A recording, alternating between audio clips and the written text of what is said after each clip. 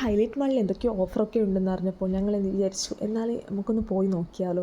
അങ്ങനെ നൈറ്റ് ബൈപ്പാസിലൂടെ പോകുമ്പോൾ എന്ത് രസമാണ്, രണ്ട് സൈഡിലും ലൈറ്റൊക്കെ ആയിട്ട് അടിപൊളി, എന്തൊരു ഭംഗി അതിലൂടെ പോകാൻ. പിന്നെ ബ്ലോക്കും കാര്യങ്ങളും ഒന്നുമില്ല, നല്ല സുഖമായിട്ട് നമുക്ക് യാത്ര ചെയ്യാം.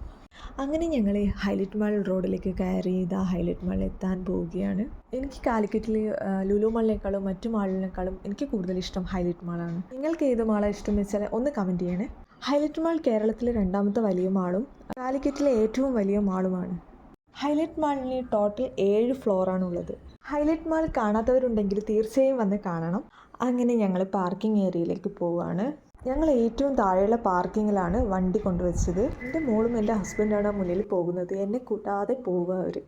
എൻ്റെ മോൾ വേറെ എവിടെ പോയാലും അധികം നേരം നിൽക്കില്ല, പക്ഷേ മാളിൽ പോയാൽ ആൾ അവിടുത്തെ ലൈറ്റും കാര്യങ്ങളൊക്കെ കണ്ട് ഇങ്ങനെ അത്ഭുതത്തോടെ നോക്കി അവിടെ നിന്നോളും.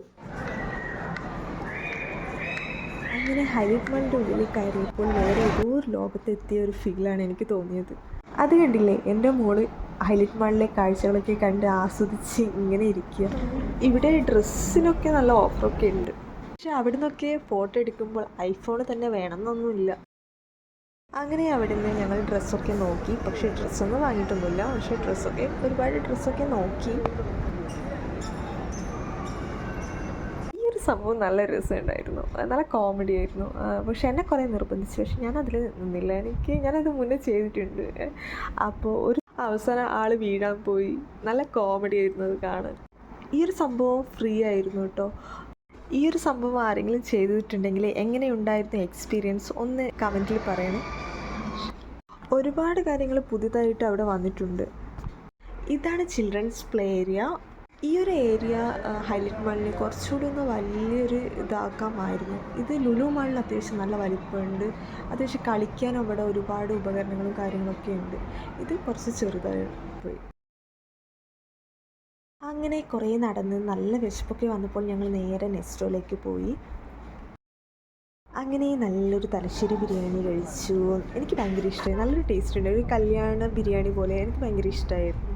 അങ്ങനെ അതൊക്കെ കഴിഞ്ഞ് ഞങ്ങൾ നേരെ വീട്ടിലേക്ക് തിരിച്ചു. ഹൈലൈറ്റ് മാളിൽ നല്ല ഓഫറും കാര്യങ്ങളൊക്കെ ഉണ്ടായിരുന്നു.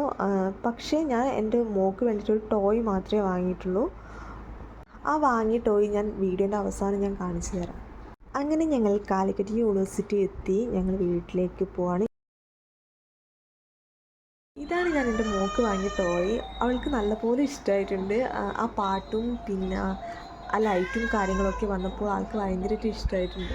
ആ ടോയ് അവൾക്ക് പിടിക്കാൻ പറ്റാത്തതിൻ്റെ ദേഷ്യമാണ് അവളവിടെ കാണിക്കുന്നത്. ഈ വ്ളോഗ് നിങ്ങൾക്ക് ഇഷ്ടമായിട്ടുണ്ടെങ്കിൽ ചാനലൊന്ന് സബ്സ്ക്രൈബ് ചെയ്യണം. ഫസ്റ്റ് ടൈമാണ്, നല്ല ടെൻഷനും കാര്യങ്ങളൊക്കെ ഉണ്ടായിരുന്നു ഈ വ്ളോഗ് എടുക്കുമ്പോൾ തന്നെ. ഒന്ന് തെറ്റുണ്ടെങ്കിൽ ഒന്ന് പൊറുക്കണം. നെക്സ്റ്റ് വീഡിയോ ആയിട്ട് നമുക്ക് വീണ്ടും കാണാം.